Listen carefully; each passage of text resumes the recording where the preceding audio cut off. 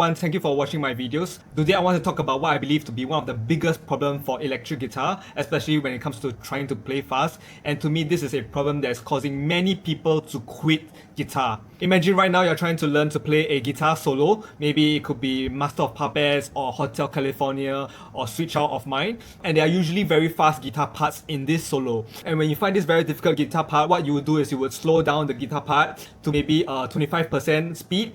And then you try to gradually build up speed, 30%, 40%, 50%, 60%. And what happens, right? Usually you face a brick wall, like maybe at 70%, and you just can't go past 70%.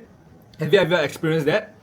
And when you try to go to the internet searching for answers, and usually there'll be a bunch of people on the internet forum or YouTube comments, and they will be fighting amongst each other, and usually it goes something like this.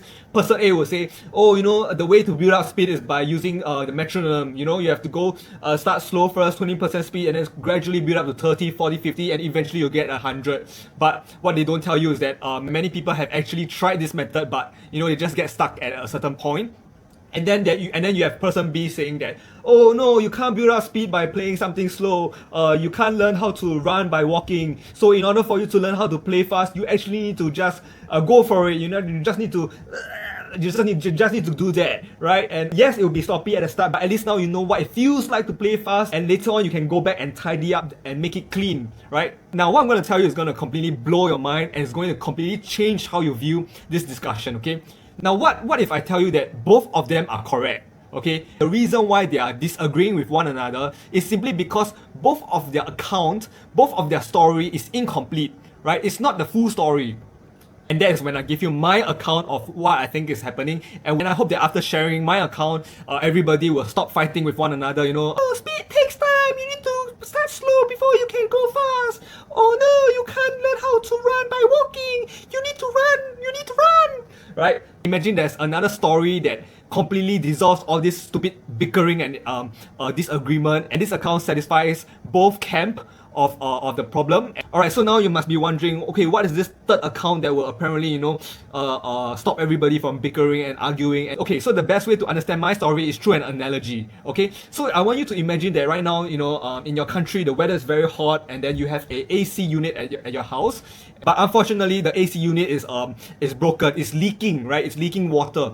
And so you call the repairman, and the repairman comes to your house, and he asks you to demonstrate the problem, and you turn on your AC unit, and the repairman just says that, oh, you know, look at the AC unit, there's no leaking, there's no leakage, and therefore there is no problem. So you can clearly see that the AC unit is not leaking, so you have wasted my time by calling me to come down to your house to fix something that's not broken. And so the repairman leaves. And when the repairman leaves, for the first 2 to 3 hours, the AC unit is working again. It's no longer leaking. But maybe 4 hours later, you realize, fuck, you know, the AC unit has started to leak again. And then you are super frustrated because clearly there is a problem. It's just that the problem is perhaps intermittent, or it comes and goes, okay? And upon further reflection, you realize that what's happening is that, you know, when the weather is very hot outside and you really push the AC unit to go to a very low temperature, you're making the AC unit work on overdrive, and what it does is that it fills up the water drain tank in the AC unit, and when the water drain tank fills up, because maybe your drain pipes, they are a bit clogged, and so they're not working optimally, and therefore when you really push the AC unit, it starts to fill up the water drain, and then it starts to leak, right? So you realize that this is what's happening, that the problems only appear when you really push the AC unit. Okay, so let's return our discussion to the guitar. We were talking about how we were trying to learn a, you know, difficult song. For example, Master of Puppets by Metallica, and you know, everything is going well from 25% speed to 40% speed to 50% speed, but somehow we reach a brick wall at maybe 70% speed, and the metronome gang is trying to tell you that the only way for you to overcome this wall is by spending a lot of time on slower speed, maybe like 40% or 50%. But what the metronome gang do not acknowledge is that the problem only resurfaces at a sufficiently high speed, and for you it might be 70%, which is the speed that you are having difficulty crossing. And so if you try to bring down the speed to maybe 50% or 40%, you're not going to be effectively solving the problem or targeting the problem, because the problem just do not exist at that speed. In a way, it's kind of pointless. You're wasting your time because the problem is hiding. And in order for the problem to re-emerge, you need to make sure that you're playing at a sufficiently fast speed. Otherwise, it will simply hide and you will waste your time. Have you ever wondered why you are trying to overcome this speed barrier of 70%? And what you do is you try to place it at 50%, and you try to play for 1 month, 2 months, 3 months, 4 months, but 4 months later, and by the way, 4 months is a freaking long time, you return to 70% speed to see, what has that 4 months of training done for you, and you realize that you're still stuck at a fucking 70% speed. And the reason is because you are not actually solving any problem, because the problem has simply hide away, and practicing at slow speed doesn't cause the problem to re-emerge. Now, what's the problem with the second school of thought, which is the people who say that you really have you just gotta brute force it and just play it as fast as you can, and then even though it's sloppy, I don't give a fuck, you can clean it later. What's the problem? What is the problem? Well, so let me demonstrate to you what happens if you just play fast and you don't care about playing clean at all, and you just go for it, like the Nike logo says, just do it, okay? What does it look like when you're trying to do that? And this is what you look like.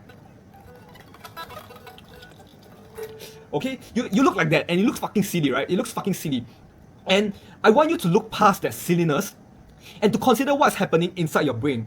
Okay, doesn't it feel like your brain is fucking overloaded? It's like it cannot process any information at all. It is in no position to solve problems. Okay, and speed is a problem that requires solving. So what I'm trying to say is that when you're trying to play very, very fast and just try and go for it and hoping that you can clean it up later, what's happening is that you are cognitively overloading your brain such that nothing is happening inside. Yeah, and so these people are wrong as well. So playing it slowly is wrong. Playing it fast is wrong also. So what is the solution? Well, the solution I'll share in my next video. Yeah, so too bad.